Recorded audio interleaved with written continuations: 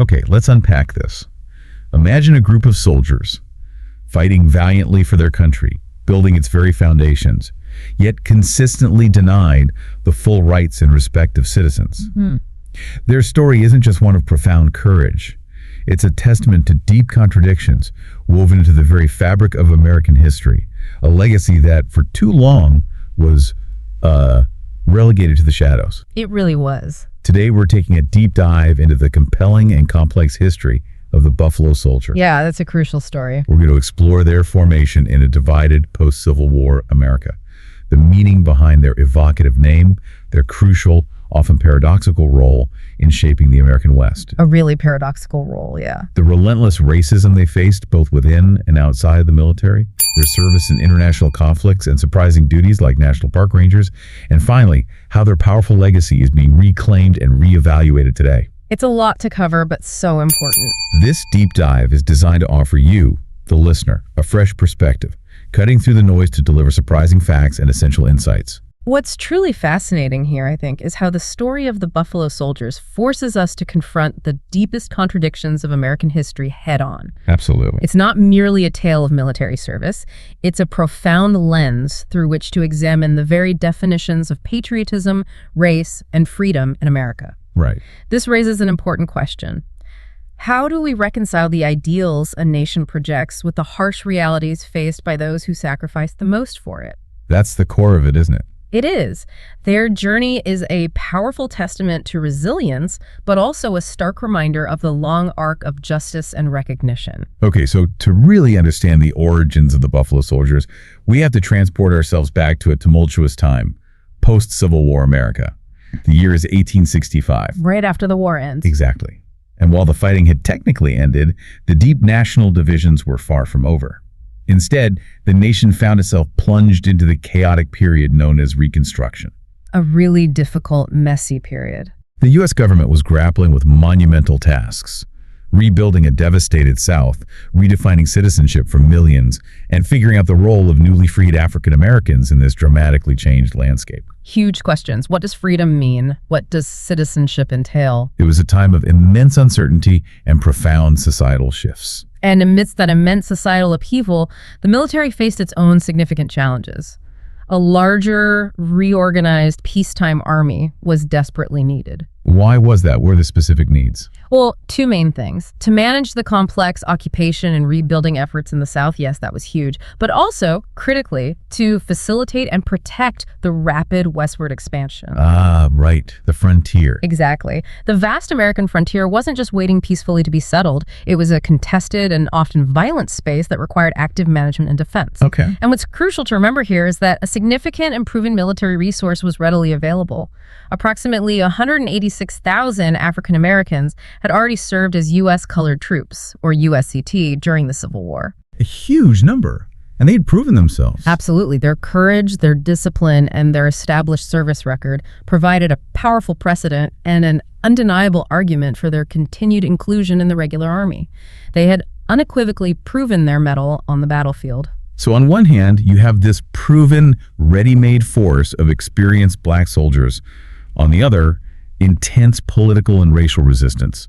This created a profound paradox, didn't it? A massive paradox. The very idea of armed black soldiers was met with fierce opposition, particularly in the South. Understandable given the context, but still. Right. Many white populations simply refused to accept their presence, fearing it would upend the established racial hierarchy. It became a significant political dilemma for the army. How do you utilize these effective, seasoned soldiers without sparking widespread unrest among white citizens? So what was the solution? How did they handle this? Well, the solution they devised, frankly, highlights the deep-seated racial attitudes of the era, rather than integrate these proven soldiers. Which would have been the truly radical step. Indeed.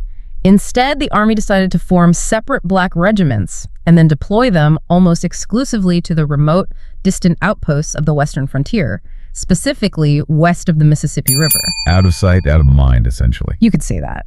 This decision was pragmatic in meeting immediate military needs in the West, where a robust presence was required, but it was undeniably discriminatory. How so? Explain that distinction. It was a clear, calculated strategy to remove armed black soldiers from hostile white communities in the East and South, effectively turning the frontier into a form of racial exile. This wasn't a progressive step toward integration, not at all, but rather a practical segregationist workaround to a political problem. It was a way to leverage their skills while simultaneously pushing them to the margins of the nation. And this solution was formally cemented into law, right? It was. On July 28, 1866, Congress passed what was officially called the Act to Increase and Fix the Military Peace Establishment of the United States, though it's more commonly known as the Army Organization Act of 1866. Okay. This landmark legislation authorized the formation of the first 6 all-black regiments in the regular peacetime army. 6 regiments. What were they? They included 2 cavalry regiments, the iconic 9th and 10th Cavalry, and 4 infantry regiments, the 38th, 39th, 40th, and 41st. And you mentioned cavalry was debated. That's right. It's worth noting that the original House bill didn't even include black cavalry units. That specific provision was added by Senator Benjamin Wade. It indicates that even the specific roles black soldiers could play were subjects of intense political debate. Not just if they could serve, but how. So 6 regiments initially, then a consolidation. Yes, that happened pretty quickly. Just 3 years later, in 1869, a broader military reorganization took place. The 4 infantry regiments were consolidated into 2. Which ones became which? The 38th and 41st Infantry were merged to form the 24th Infantry, and the 39th and 40th Infantry became the 25th Infantry. Okay, so 2 infantry regiments. Right. And the cavalry. Crucially, the 9th and 10th Cavalry regiments remained intact. So these 4 regiments, the 9th and 10th Cavalry and the 24th and 25th Infantry, would go on to form the core of the Buffalo Soldier Force for decades. Got it. 4 core regiments. They establish a truly distinctive and enduring military legacy. And we know specific founding locations too. For instance, the 9th Cavalry was organized down in Greenville, Louisiana under Colonel Edward Hatch, and the 10th Cavalry up in Fort Leavenworth, Kansas under Colonel Benjamin Grierson. It's incredible to consider the profound personal motivations for these men to enlist, especially given the context of racial prejudice and limited opportunities you've just laid out. Why join the very institution, the very nation that often treated them so poorly? That's a really powerful question. For many African American men, whether they were Civil War veterans or newly freed individuals, joining the Army offered unprecedented opportunities that simply didn't exist in civilian life. Like economic stability. Primarily, yes. It was a clear path to economic stability, a steady income of $13 a month, plus food, clothing, and accommodation. Think about that. It was a significant guarantee in a profoundly unstable post-slavery world where opportunities for Black Americans were severely limited and often exploitative. $13 a month. Doesn't sound like much now, but back then. It was security. It was something tangible. But their motivations extended far beyond mere economic security. How so? For these men, military service became a powerful, tangible way to assert their citizenship and to demand the respect and equality that society still denied them. A way to prove themselves, to claim their place. Exactly. The great abolitionist Frederick Douglass articulated this sentiment so eloquently. He argued that once a Black man put upon him the brass letters U.S. with an eagle on his button, a musket on his shoulder, and bullets in his pocket, there was no power on earth which could deny that he had earned the right to citizenship in the United States. Wow, that's powerful. It speaks volumes. Wearing that uniform brought with it an immense sense of pride and dignity, an affirmation of humanity and courage often denied to them by the very nation they were serving. It was a bold declaration of belonging and capability. So we have Black enlisted soldiers, but the command structure was different. White officers commanded these regiments. What did that mean in practice? How did that dynamic work? That's right. By law, Buffalo Soldier regiments comprised Black enlisted soldiers, but were commanded by white officers appointed to those roles. This was non-negotiable at the time. But it wasn't just the white officers running everything day to day. No, and it's vital to acknowledge that highly capable Black non-commissioned officers, or NCOs, played an absolutely crucial role. Sergeants, corporals, they provided daily leadership, maintained discipline, and, importantly, bridged the cultural gap between the white officers and the Black enlisted men. Sort of the backbone of the units? Absolutely the backbone. They often acted as cultural translators and vital intermediaries. It couldn't have worked without them. And the attitude of the white officers must have varied wildly. Oh, tremendously. What's also revealing about the era's deep-seated racism is that many prominent white officers, including the notorious George Armstrong Custer. Custer, really? Yes. Custer flat out refused to command these regiments, even if it meant affecting his career advancement. He simply saw it as beneath him, professionally and socially, to lead black troops. That tells you a lot about the prevailing attitudes. But not all white officers felt that way, thankfully. You mentioned Grierson and Hatch. Indeed. In stark contrast, officers like Colonel Benjamin Grierson of the 10th Cavalry and Colonel Edward Hatch of the 9th Cavalry accepted these commands. And they didn't just accept them, they embraced the challenge. What set them apart? They actually became known for defending their soldiers against discrimination, which was not common. They fought for better supplies, fair treatment, and they were instrumental in building these units into highly disciplined and exceptionally effective fighting forces. Their commitment to their men, despite the prevailing prejudices, really allowed these regiments to achieve their legendary status. Okay, let's turn to the iconic name itself. Buffalo Soldier. It's a name that has become synonymous with resilience and bravery, given to them apparently by their Native American adversaries on the Western Plains. But the origins of that name are actually quite complex and maybe even contested. There seem to be three main theories floating around. You're right. The complexity makes it all the more compelling. The most common explanation, the one you'll frequently hear, is the hair theory. Okay, what's that? This suggests the black curly hair of the black soldiers resembled the shaggy fur or mane of a buffalo or bison. It's often reported that the Apache specifically said something like, "We call them buffalo soldiers because they have curly, kinky hair like a buffalo." A straightforward descriptive comparison based on visual resemblance. Simple enough. Then there's the fighting spirit theory, which feels a bit more like a tribute, doesn't it? It does, and it has a more heroic ring to it. This alternative theory suggests the name was a tribute to their raw courage and ferocity in battle. Imagine a cornered buffalo, a deeply respected and formidable animal among Native American tribes, known for its tenacity and strength when threatened. So fighting like a buffalo. Exactly. There's even a recorded Cheyenne story of a soldier who fought like a buffalo at bay, who like a buffalo endured wound after wound and did not die. This interpretation elevates the name to a badge of honor, acknowledging their prowess and indomitable spirit in combat. And finally, the less common but still plausible clothing theory. Right. This theory posits the name might have derived from the thick buffalo hide coats worn by soldiers, particularly by the 25th Infantry, during harsh winters to protect against brutal sub-zero temperatures on the plains. That makes practical sense. It does. Historical photos do confirm soldiers wearing these heavy robes. So it could have been a very literal observation of their attire, perhaps less symbolic than the other theories, but possible. For a long time, though, the common understanding, or maybe the preferred understanding, was that this nickname was a high compliment or a badge of honor, precisely because the buffalo was such a sacred animal to native peoples of the Great Plains. Yes, that became the dominant narrative. And this view was even reinforced by the 10th Cavalry, proudly incorporating the buffalo into its regimental crest in 1911. It seemed to be universally accepted as a sign of respect from their adversaries. And that adoption by the 10th is significant. But what's truly fascinating here is how that interpretation has been nuanced and even challenged by modern historians and Native American voices. How so? Well, scholars like William Leckie, who actually popularized the term buffalo soldiers with his 1967 book, were quite cautious about his origins even then, noting they were uncertain. And more recently, indigenous writers like Belcourt, writing in Indian Country Today, have directly pushed back. What's their argument? They argue there's no firm historical evidence it meant anything more than a description of physical appearance, brown skin, and frizzled hair. They suggest the interpretation as a compliment might be a later romanticization, perhaps projected onto the past. That's a really important distinction. It is. It forces us to question romanticized historical narratives and seek a more accurate, nuanced understanding of how historical symbols are formed and interpreted over time. Was it respect or just description? The evidence isn't definitive. So the meaning given by Native Americans might be contested, but what's undisputed is the soldier's own powerful act of reclaiming the name, right? Precisely. This is where the power truly lies, regardless of the original intent, and it offers a profound insight.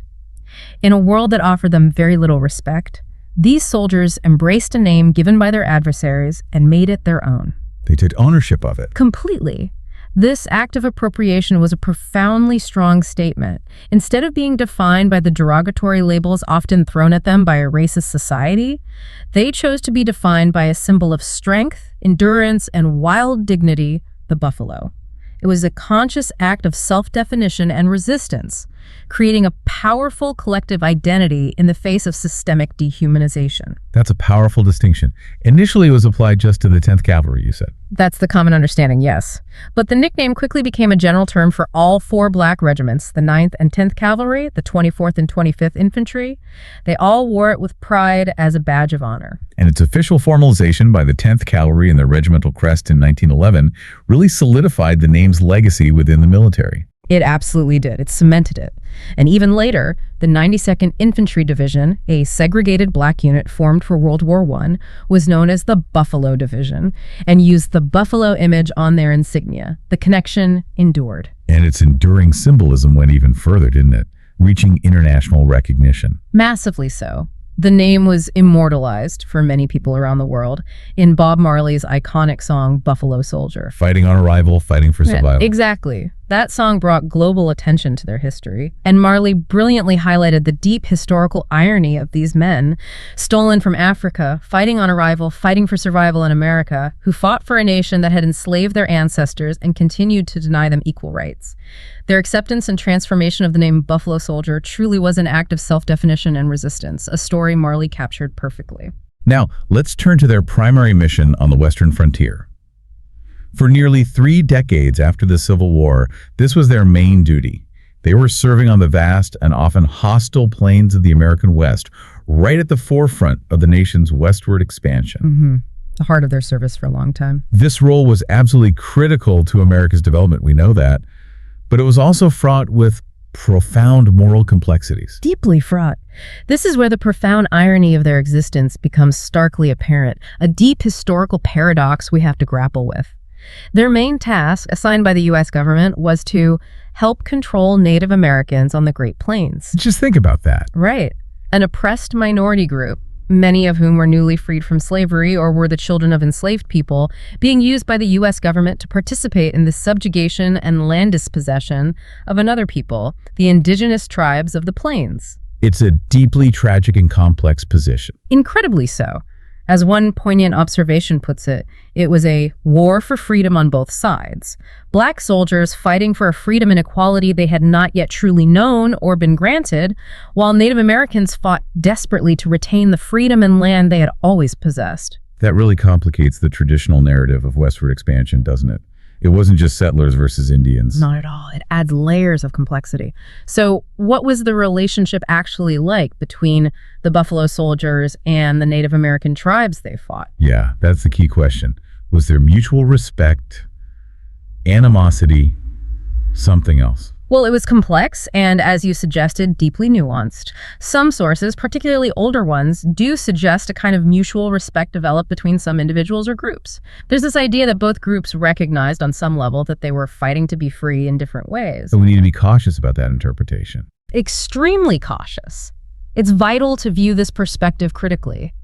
The general atmosphere of the era was absolutely saturated with rampant racism, and Black soldiers were not entirely immune to absorbing broader societal prejudices against Native Americans. So there was likely tension there, too. There's direct evidence of racial animosity. For example, we have records of a Buffalo soldier referring to a Plains Indian using a deeply offensive racial slur, voodoo-en, which disturbingly echoes the derogatory term Indianen that white soldiers often use towards the Buffalo soldiers themselves. Wow. So the racism was multidirectional. It was.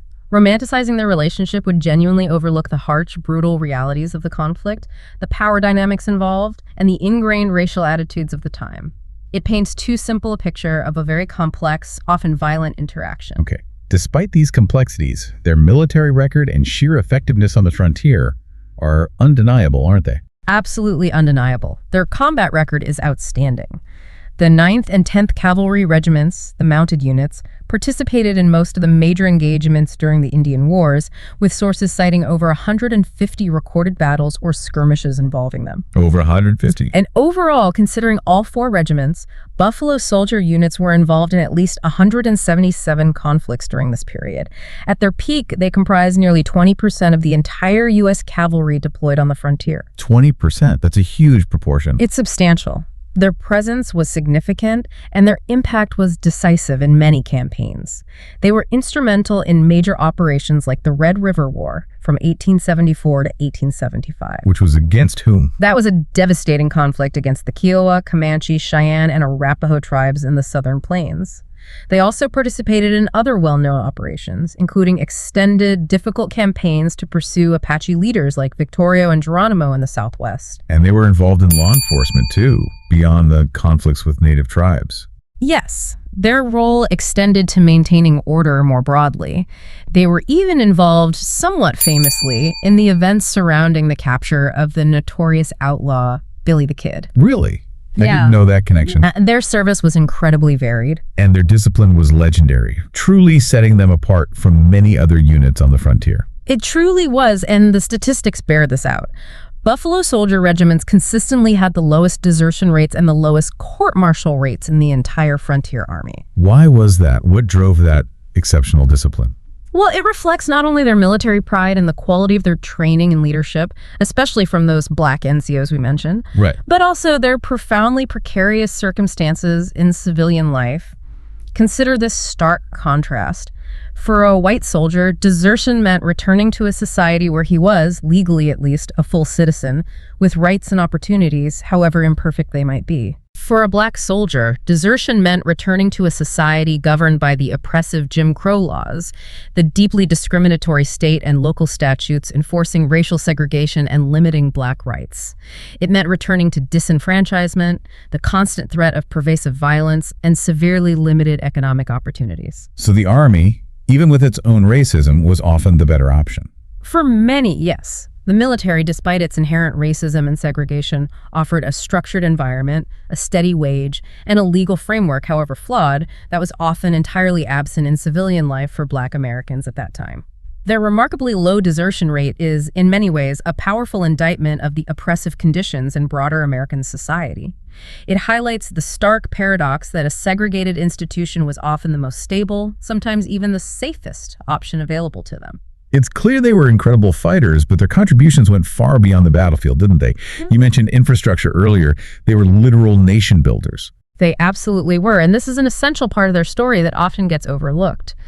Their duties extended far beyond combat patrols and campaigns. They protected settlers moving west, mail coaches carrying communication, and wagon trains carrying goods, all traversing dangerous territories. So facilitating settlement and commerce. Exactly. And crucially, they constructed roads, built forts that became hubs of activity, and strung telegraph lines that literally connected the Wild West. They were laying down the physical backbone of an expanding nation. What else did that nation building involve? Well, they've guarded U.S. mail routes, ensuring communication could flow. They herded government cattle, they surveyed new travel routes for others to follow, and they mapped vast tracts of unexplored lands, adding to the geographical knowledge of the nation. And law enforcement again? Yes, they often served as the primary law enforcement in remote areas, arresting cattle rustlers, bandits, and other criminals. And here's a final irony. They were sometimes even tasked by the federal government with removing white settlers, known as Sooners, who were illegally occupying Native American land before it was officially opened. Wow. Black soldiers removing illegal white settlers from native land. The ironies pile up. They really do. They also intervened in violent land disputes between white ranchers, like the Johnson County War in Wyoming and the Colfax County War in New Mexico. Their contributions were foundational, complex, and often deeply contradictory. And despite the prejudices, their bravery on the frontier was recognized sometimes at the highest level with Medal of Honor awards. Yes, and this formal recognition is critical in understanding their valor and countering any narrative that might diminish their contributions. During the Indian Wars period alone, 18 members of these 4 regiments were awarded the Medal of Honor for extraordinary valor in combat. 18. That's significant. It is. This directly refutes any notion that they were somehow unrecorded warriors or that their bravery went unnoticed. These were official, high-level acknowledgments of their exceptional courage under fire. Can you give us some examples? Sure. There's Sergeant Emmanuel Stantz of the 9th Cavalry. He received the Medal of Honor very early on, in 1870, for bravery in a patrol against Indians near Kickapoo Springs, Texas. He was actually the first African-American regular to receive the medal after the Civil War. Wow. Any others? Yes, Corporal Clinton Greaves, also 9th Cavalry, earned his in 1877 in the Florida mountains of New Mexico for bravery during an engagement where he helped break an Apache encirclement. Then there's Sergeant Henry Johnson, 9th Cavalry again, cited in 1879 at Milk River, Colorado.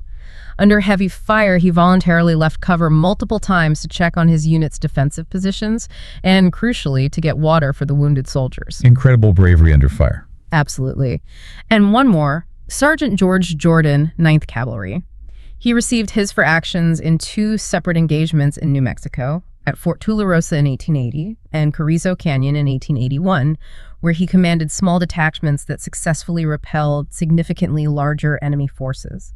These examples aren't just names. They're powerful affirmations of their unwavering valor and patriotism in the face of extreme danger, recognized by the nation they served. So while fighting the nation's wars on the frontier, Buffalo soldiers simultaneously waged another, equally persistent, personal and collective war against the systemic racism and prejudice that permeated every aspect of their lives. That's exactly right. A constant two-front struggle. They fought not only against battlefield adversaries, but also against the disdain of their fellow citizens, the discrimination within the very army they served, and a justice system that frequently denied them justice. This really defined the Buffalo Soldier experience, didn't it? It did, fundamentally. And the discrimination within the U.S. Army wasn't just random incidents. It was deeply ingrained. It was systemic. How did that manifest itself practically? Well, for starters, Buffalo Soldier regiments were routinely issued inferior equipment, older weapons, worn-out uniforms, and critically for the cavalry, the worst horses, often animals that had been cast off by white units. So they were set up for failure, or at least greater difficulty. In many ways, yes. This scarcity wasn't just a logistical oversight. It was a clear and consistent message of their subordinate status within the military hierarchy. It said, "You are less important." And you mentioned the geographic segregation before. Yes, that was key. Their limitation to service exclusively west of the Mississippi River wasn't just happenstance. It was a deliberate policy driven by the profound reluctance, even outright refusal, of white communities in the East and South to accept the presence of armed black soldiers nearby. So the frontier assignment was partly about keeping them away from white population centers. Precisely. This policy, in essence, turned the frontier into a form of functional exile, pushing them to the most remote and challenging parts of the country where their presence would cause the least perceived trouble for the dominant white society.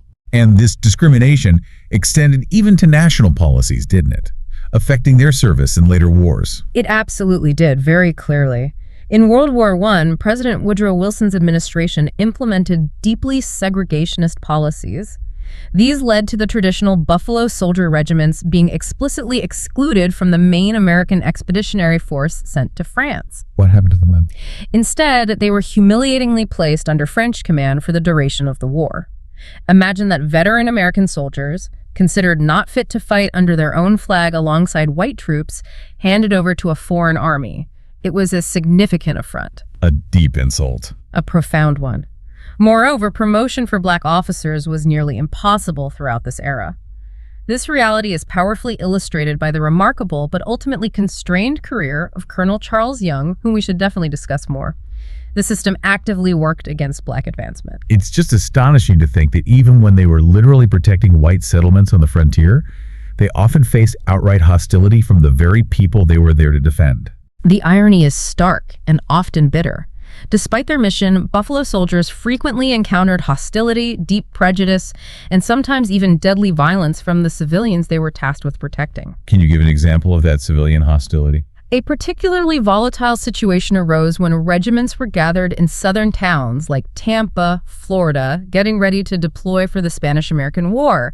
The concentration of black soldiers in a southern city led to open racism flaring up, resulting in violent riots between white and black soldiers. Riots between American soldiers on the eve of war. Yes. And there's one particularly egregious, horrifying incident described in the source material from that time in Tampa. Apparently, some white soldiers from an Ohio regiment actually used a 2-year-old black child for a cruel shooting contest, attempting to shoot through the child's baggy clothes without actually hitting the child. That's almost unbelievable. The bear. It's shocking. This act of blatant cruelty, understandably, sparked a major riot. Dozens of soldiers, both black and white, were severely injured, many so badly they couldn't deploy to Cuba. It's a chilling example of the pervasive, casual, and violent racism they endured, even from their supposed comrades in arms. No single event, though, seems to illustrate the profound injustice Buffalo soldiers faced more starkly than the Brownsville affair of 1906. You mentioned it earlier. This sounds like a horrific example of how systemic racism could lead to mass conviction without evidence or trial. It is arguably the most infamous example of collective punishment fueled by racism against the Buffalo Soldier. What happened? Set the scene for us. Okay, so in August 1906, members of the 1st Battalion, 25th Infantry, a respected Buffalo Soldier regiment, arrived for duty at Fort Brown, right on the border in Brownsville, Texas. Immediately, racial tensions with the local white residents, which were already simmering, quickly escalated. Not an uncommon occurrence when black troops were stationed near southern towns. Unfortunately not. The situation was a tinderbox. Then, on the night of August 13th, gunshots erupted in the town. A white bartender was killed and a police officer was wounded. And the blame fell immediately on the soldier. Instantly. Despite their white commanding officers confirming that all soldiers had been accounted for in their barracks during the time of the shooting, the town residents blamed the black soldiers. They even produced spent military shell casings as evidence, though there were very strong indications later that this evidence was planted. What did the soldiers say? The soldiers, knowing they were innocent and likely suspecting a setup, insisted they knew nothing about the shooting. This insistence was then twisted and used against them. They were accused of engaging in a conspiracy of silence to protect the supposed guilty parties among them. A conspiracy of silence. So they were guilty either way in the eyes of the accusers. Exactly. Guilty if they did it, guilty if they didn't confess or point fingers, and the outcome was devastating. What was the official response? Based entirely on these flimsy, racially motivated reports from the townspeople, and without any formal trial, without a court-martial, without even a proper hearing, President Theodore Roosevelt. The president himself got involved. Yes, President Theodore Roosevelt personally ordered the dishonorable discharge of 167 soldiers from 3 companies of the 25th Infantry, 167 men. Dishonorably discharged. What did that mean for them? It meant everything. It stripped them of all their back pay, they lost their hard-earned pensions, and they were barred from any future federal employment for life. Many of these men were decorated veterans with decades of honorable service, their careers and reputations destroyed overnight based on accusations, not proof. The impact must have been devastating, personally and for the community. Absolutely. Roosevelt's action caused widespread outrage within the African American community, which had previously held him in relatively high regard. It significantly damaged their support for him and his Republican Party. It was seen as a profound betrayal. Was this ever rectified? Much, much later. It wasn't until 1972, 66 years later, after the publication of a meticulously researched book by John D. Weaver called The Brownsville Raid, which thoroughly exposed the injustice and likely innocence of the soldiers. Only then did the Army officially review the case and reverse the discharges, changing them to honorable. 1972. But by then, of course, most of the original 167 soldiers were already deceased. Justice came far, far too late for the men whose lives and careers had been irrevocably ruined. The Brownsville affair isn't just a horrific instance of injustice. It stands as a chilling case study in how systemic racism could mobilize suspicion, manipulate evidence, and wield political power to dismantle black achievement and reaffirm white supremacy, even at the cost of justice for decorated veterans. Despite these immense obstacles, these terrible injustices, some individuals did manage to break through the system, at least partially, and leave indelible legacies. Their stories are testaments to extraordinary talent and perseverance. Let's talk about Henry Ocean Flipper, a truly significant figure. In 1877, he made history as the very first African-American to graduate from the prestigious West Point Military Academy. The first black graduate of West Point? That's huge. Monumental. He was commissioned as a second lieutenant and assigned to the 10th Cavalry, one of the Buffalo Soldier regiments. He served with distinction, too. He was known for his engineering skills. He actually designed a crucial drainage system at Fort Sill, Oklahoma, which became known as Flipper's Ditch. Flipper's Ditch. What was significant about it? It effectively eliminated stagnant water that bred mosquitoes, significantly reducing the incidence of malaria in the area. It was a real contribution to the health and welfare of the fort. So, a talented and contributing officer. But his story doesn't end well, does it? Tragically, no. Despite his achievements and competence, Flipper became the target of a concerted smear campaign orchestrated by some white officers at his post. They leveled charges of embezzlement against him, charges that were highly contested and likely racially motivated. What happened? He was court-martialed. While he was acquitted of the main embezzlement charge, he was found guilty of the lesser charge of conduct unbecoming an officer and a gentleman and was dishonorably discharged from the Army in 1882. Dishonorably discharged after being the first black graduate. Yes. It's a truly tragic story of success, undermined and ultimately ruined by the very racism he sought to overcome through excellence.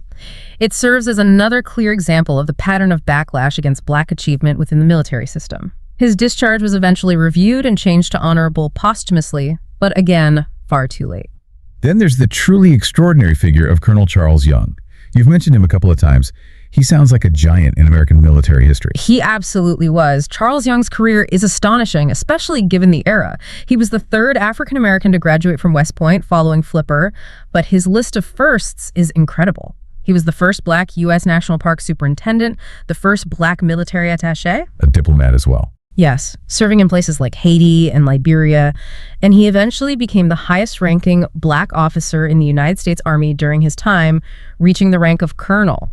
But his journey wasn't easy starting at West Point. Far from it. He faced extreme racism and social isolation at the academy. Classmates subjected him to the silent treatment, refused to associate with him, and even gave him the derogatory nickname the load of coal or the coal cart, a disgustingly racist jab at his skin color. Horrible. How did he endure that? Through sheer force of will and intellect, apparently, he persevered, graduated, and went on to have a truly distinguished career despite the constant obstacles. He commanded troops with excellence, particularly Buffalo Soldier regiments like the 9th Cavalry. He served ably as a diplomat, as we said, and he mentored future generations of black leaders. But his career advancement was still hampered by racism. Constantly. The ultimate example of this came on the eve of U.S. entry into World War I. Young was, by seniority and merit, poised to become the first African-American general in the regular army. The first black general. Yes. But the military establishment, likely under pressure from Southern politicians and unwilling to have a black man commanding large numbers of white troops in a major war, found a way to stop him. He was medically retired, supposedly due to high blood pressure. A retirement widely seen as a pretext. Almost universally seen as a pretext. A way to sideline him and prevent his promotion to general and a significant command role in the war. How did he react? In a powerful act of protest and demonstration of his fitness, Colonel Young undertook a historic 500-mile horseback ride from his home in Wilberforce, Ohio, all the way to Washington, D.C. 500 miles on horseback. Yes, to prove he was physically capable of serving. While he was eventually recalled to duty in a lesser capacity, he never got that general star during his lifetime. His life, as the great intellectual W.E.B. Du Bois profoundly stated, was a triumph of tragedy, a testament to his incredible achievements despite the crushing weight of systemic racism that constantly sought to hold him back. He was posthumously promoted to brigadier general in 2022. Finally, and then there's Cathay Williams, whose story is truly unique, perhaps one of the most unexpected, the only documented woman to have served in the ranks of the Buffalo Soldiers. Her story is utterly remarkable, one of the most unique and courageous in the annals of American military history, let alone the Buffalo Soldiers. Tell us about her. She was born into slavery. Yes, Cathay Williams was born into slavery in Missouri. During the Civil War, she was liberated by Union forces and subsequently served the Union Army as a paid servant, working as a cook and a laundress. So she had experience with the Army, just not as a soldier yet. Right.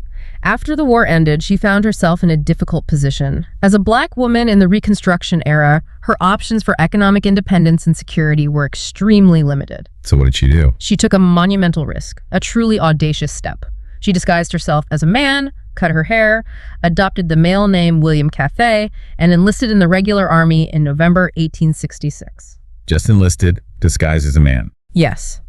She was assigned to the 38th U.S. Infantry Regiment, which later became part of the 25th Infantry, one of the original Buffalo Soldier regiments. How long did she serve? Did anyone know? She served for nearly 2 years, apparently without her gender being officially detected, participating in regular duties alongside the male soldiers.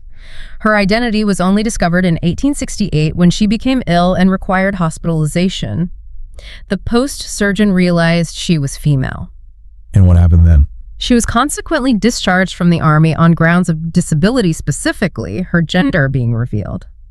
Later in life, tragically, she applied for a disability pension based on her military service, but her application was denied, partly because her ailments weren't considered service-related, and perhaps because her enlistment itself was deemed fraudulent. Denied a pension. Her story is just incredible. It's an extraordinary testament to a woman's determination to seek independence, to serve, and to survive in an era that offered her almost no other viable choices.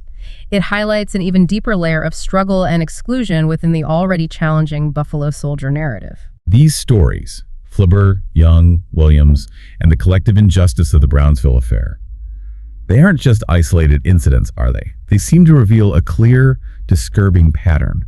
Not isolated at all. When you look at them together, they form a clear and disturbing pattern of racial backlash. It seems the greater the success, the visibility, and the presence of Black soldiers, the more violently the white power structure reacted to neutralize their influence and progress. Explain that dynamic. How did it work?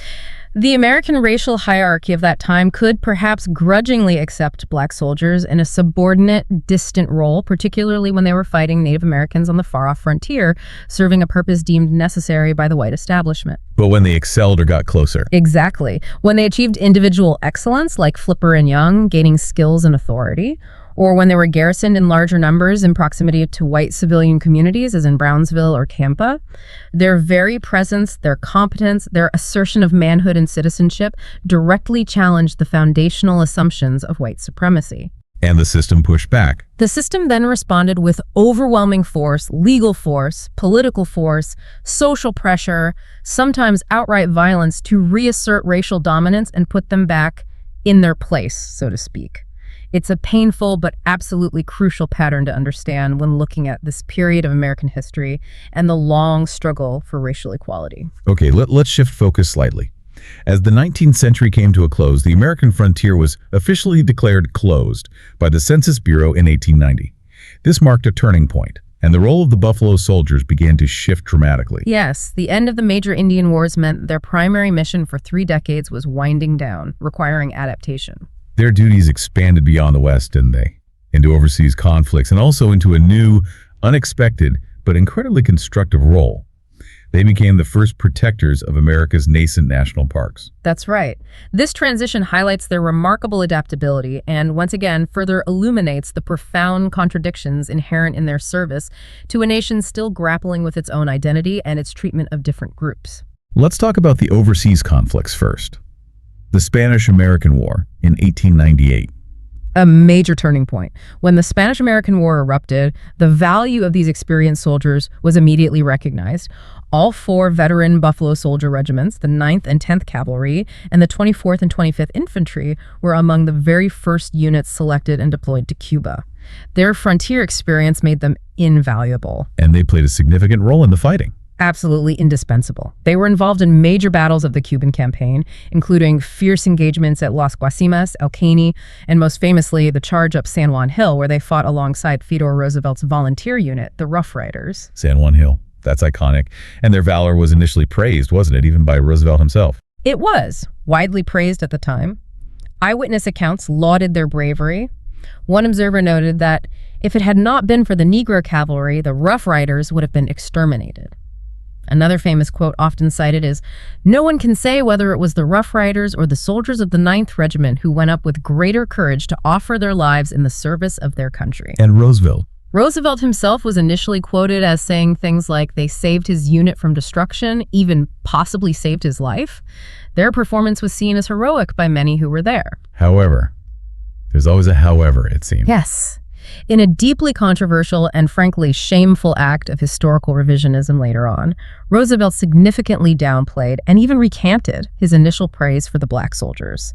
He made statements suggesting they were prone to shrink or falter, famously declaring in one instance that the black soldier was peculiarly dependent upon his white officers, and later, even more offensively, implying cowardice by calling them a job lot. From saving his life to a job lot of cowards, why the change? It's complex, but likely involved political calculation, catering to racist sentiments as his own political star rose, and perhaps a desire to ensure the heroic narrative centered firmly on himself and his white Rough Riders. This reversal infuriated the black soldiers and veterans who knew the truth, and is a crystal clear example of how their contributions were deliberately erased or minimized in popular memory to elevate the heroic narratives of others, particularly white figures. So even battlefield heroism didn't translate to respect back home. Not at all. Despite the parades and accolades they sometimes received immediately upon returning home, the systemic discrimination and segregation they faced continued unabated. It was a bitter reminder that sacrificing for the nation on foreign soil did not automatically grant them equality or full citizenship at home. It truly highlights that relentless two-front war they were constantly fighting. And once again, despite Roosevelt's later comments, their valor was recognized with medals of honor in this conflict too. Yes, their exceptional bravery under fire in Cuba was officially noted. For example, Sergeant Edward L. Baker Jr. of the 10th Cavalry received the Medal of Honor. During the assault on San Juan Hill under heavy enemy fire, he went back and rescued a wounded comrade from drowning in a river. Incredible heroism. Absolutely. And there were others from the 10th Cavalry as well. Privates Dennis Bell, Fitz Lee, William H. Tompkins, and George H. Wanton all awarded the Medal of Honor for heroic actions during the Santiago campaign in 1898, typically for voluntarily going forward under intense fire to rescue wounded soldiers who were exposed and helpless. These awards stand in stark contrast to Roosevelt's later politically motivated revisionism. Okay, now let's turn to that unexpected role. The first stewards of America's national parks. This is a chapter many people might not know about. It's a truly remarkable and often overlooked aspect of their legacy. From about 1891 up until 1913, before the National Park Service, NPS, was officially established in 1916, the U.S. Army was actually tasked with managing and protecting the first national parks. The Army ran the parks. Yes, they were the designated guardians, and the Buffalo Soldiers were right there at the forefront of this crucial conservation effort. Which parks were they involved in? Primarily Yosemite and Sequoia National Parks in California's Sierra Nevada mountains. It's estimated that approximately 500 Buffalo soldiers, drawn from troops of the 9th Cavalry and the 24th Infantry, served tours of duty in these parks during that period. 500 soldiers. What were their duties? What did being an Army Park Ranger entail back then? Their duties were incredibly diverse and absolutely critical to the preservation of these natural treasures. They patrolled vast areas on horseback to combat massive wildfires, often fighting them with rudimentary tools. They deterred poachers who were illegally hunting game and stopped timber thieves cutting down valuable trees. They also evicted ranchers who were illegally grazing livestock like sheep on protected federal land, which caused significant environmental damage. So law enforcement and conservation, did they build things too? Yes, that was a huge part of it. They built vital park infrastructure that visitors still benefit from today. They constructed trails, built roads, and created facilities that helped make these natural wonders accessible while also protecting them. And their achievements in this role were really remarkable, weren't they? Especially under Colonel Charles Young. They absolutely were. When then Captain Charles Young served as the acting military superintendent of Sequoia National Park in the summer of 1903, making him the first African-American superintendent of a national park. Another first for him. Right. Under his command, his troops accomplished an incredible amount. They completed more infrastructure improvements in just that one summer season than had been achieved in the previous 3 years combined. That's impressive efficiency. What specifically did they build? Young's troops extended existing roads and, significantly, completed the construction of the first usable road into the giant forest, home to the park's famous giant sequoia trees. They also built the first trail to the summit of Mount Whitney, which, as you know, is the highest peak in the contiguous United States. These were major feats of engineering and labor in difficult terrain. This role as park rangers feels like a really positive counter-narrative to their involvement in the Indian Wars. It really does. As Rangers, they were primarily protectors and builders, not conquerors. They embodied a different American ideal, one of conservation, stewardship, and preserving natural heritage for future generations. Yet, as you said, this crucial contribution remains largely forgotten by many. Why do you think that is? It's likely due to a combination of factors. There's perhaps a tendency in American public memory to prioritize narratives of conflict and conquest over quieter stories of nation building and preservation. And sadly, the fact that this important work was performed by African American soldiers likely contributed to it being downplayed or overlooked in mainstream historical accounts for a long time. It just didn't fit the dominant, often whitewashed narratives. So their service continued beyond the frontier and these new roles as park rangers all the way into the 20th century. Where else did they serve? Indeed. The scope of Buffalo Soldiers service continued to expand globally and domestically. They served in the Philippine-American War, following the Spanish-American War. That was a controversial conflict, too. Very controversial. And interestingly, it saw an unusually high number of black soldiers deserting the U.S. Army. Some even joined the Filipino rebels, led by Emilio Aguinaldo. Why would they do that? Reports suggest they felt a sense of racial sympathy or solidarity with the Filipinos who were fighting for their independence against American colonization. They saw parallels between the Filipino struggle and their own experiences with racism and oppression in the United States. Fascinating. Where else? They patrolled the volatile U.S.-Mexico border during the tumultuous years of the Mexican Revolution. And they participated prominently in the 1916 punitive expedition into Mexico, the ultimately unsuccessful attempt to capture the revolutionary leader, Pancho Villa. And that was led by General Pershing. Yes, General John J. Blackjack Pershing. His famous nickname, Blackjack, actually originated from his earlier command of the 10th Cavalry, one of the Buffalo Soldier regiments. It was initially used derisively by some white officers, but later became a mark of his stern reputation. But their traditional role as distinct black regiments started to diminish with the World Wars, didn't it? Yes, significantly. As we discussed, segregationist policies under President Wilson severely limited their participation in World War I combat under American command. The traditional Buffalo Soldier regiments were largely excluded from direct U.S. combat roles in Europe and often relegated to service duties or placed under French command. And what about World War II? By World War II, the nature of warfare had changed dramatically. Cavalry regiments, their traditional domain, were mostly disbanded or converted to mechanized units before the war. However, the segregated 92nd Infantry Division, which carried the Buffalo Division nickname and insignia, did see extensive and difficult combat in the Italian campaign during WWII. So the legacy continued, but the original regimental structure faded. Exactly.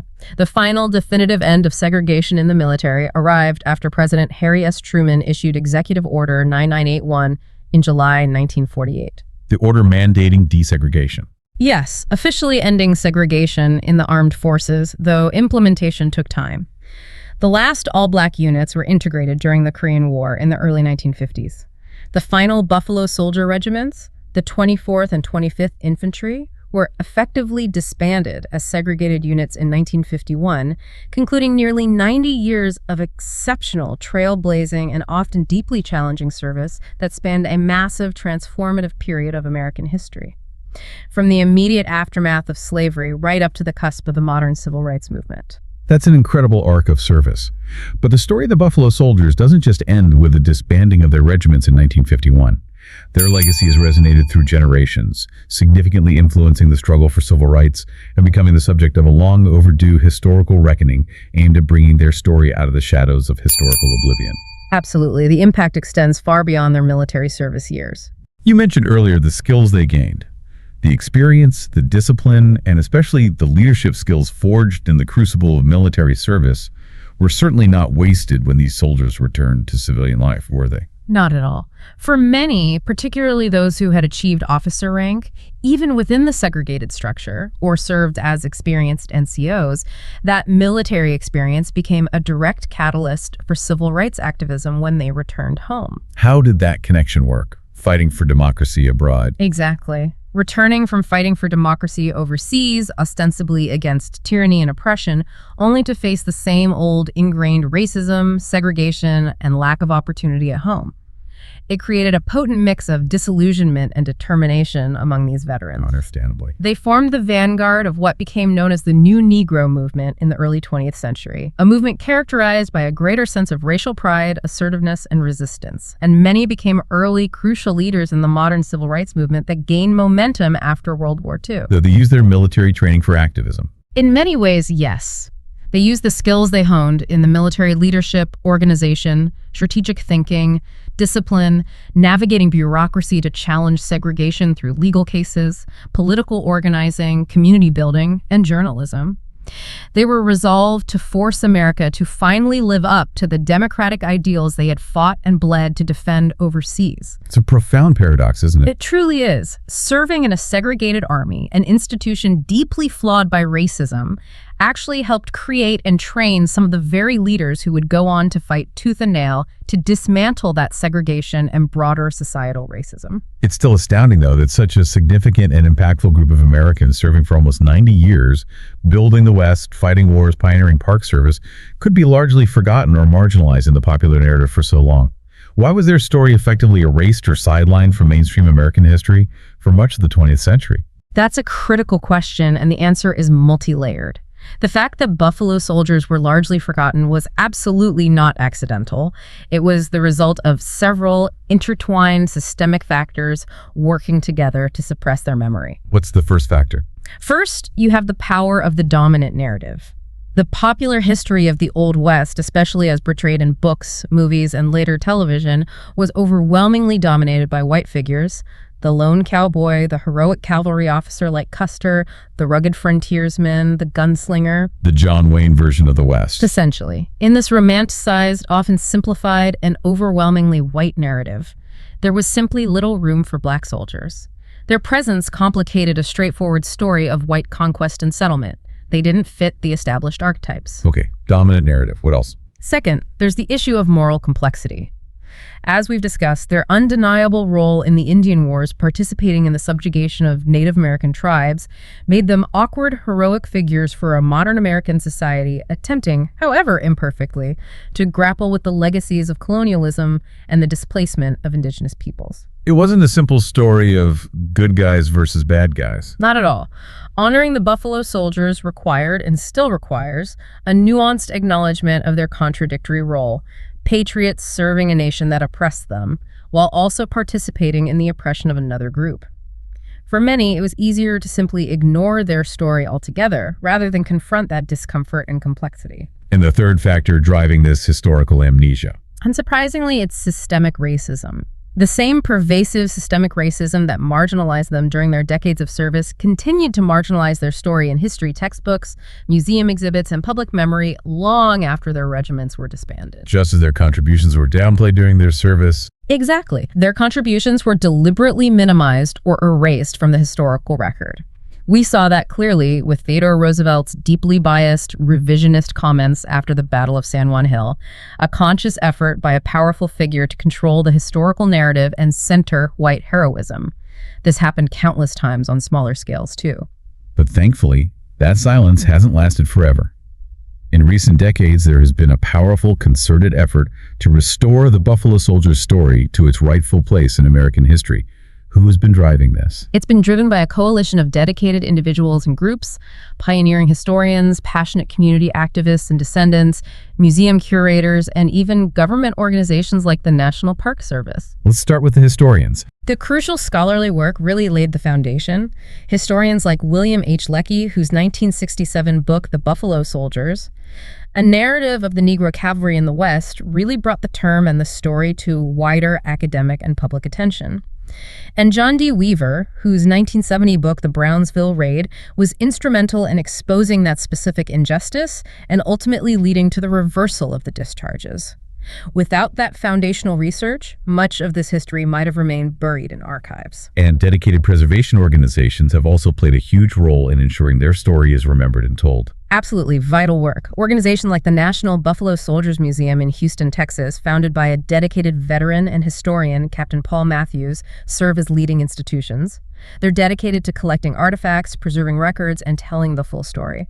Captain Matthews Museum actually holds the largest private collection of African American military artifacts in the world. That's incredible. Are there monuments too?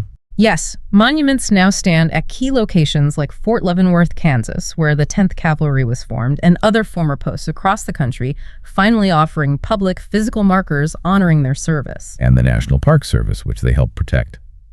The NPS has become increasingly active in uncovering and telling the story of the Buffalo Soldiers as the first park rangers. They do this through interpretive programs in parks like Yosemite and Sequoia, through compelling living history performances. Ranger Shelton Johnson's portrayal of a Buffalo Soldier sergeant in Yosemite is particularly famous, and through dedicated historical studies and exhibits.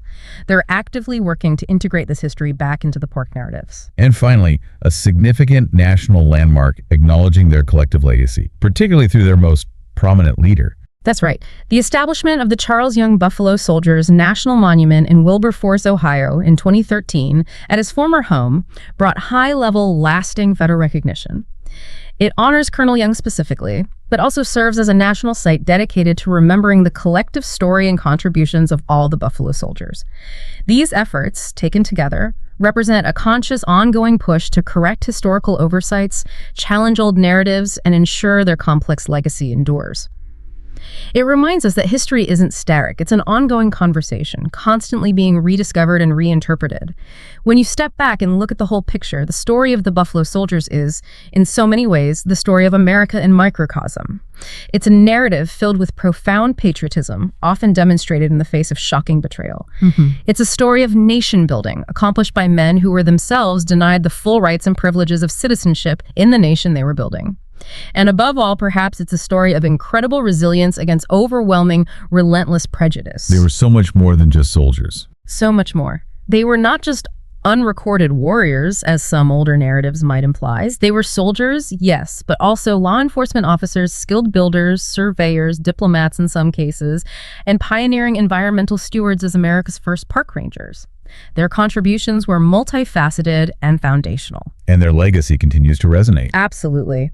Their legacy is a powerful testament to the long, arduous struggle for equality in America. It's a crucial, though often painful and complicated chapter in the story of the American West, and indeed of the nation as a whole. Remembering them isn't just about honoring individual soldiers, however important that is. It's about confronting the complexities and contradictions within American history itself. They fought for a nation that wasn't fully theirs, that didn't fully claim them. And in doing so, ironically, they helped shape it, push it, however slowly, towards becoming that more perfect union the founders envisioned. So what does this all mean for you, the listener, today? Their story, once forgotten, pushed into the shadows, must now be told and retold, not just for their sake, but really for ours. It challenges us, doesn't it?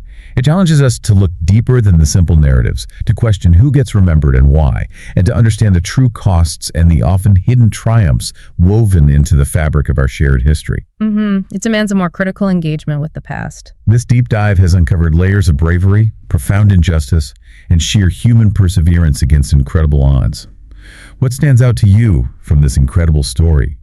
What new perspective has it offered you on the American frontier, on the meaning of military service, or on the long, ongoing fight for equality and recognition in this country? It's a lot to reflect on. It is. Keep exploring these rich, complex, and often hidden histories.